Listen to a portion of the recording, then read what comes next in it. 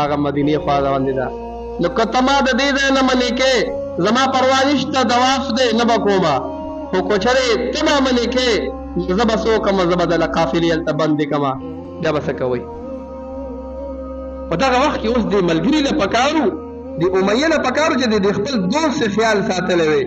نو دی د خپل دوست ته وایي سعد رضی الله عنه ته وایي سعده دا ته څه کې زموږ په مشر باندې سترګې راوباسي، ګزاره کوه، دا خو ګوره زموږ د قبیلې سردار دی او زموږ مشر دی. ته ورته ګوره تا زما دوستانه پرېښودله، زه دې ملګری وم، تا سره پاتې کېږم، د ډېر وخت نه مې ملګرتیا ده، نو ما ته څه نه وایي او ما خو څه نه دي ویلي، دی ویګیارې.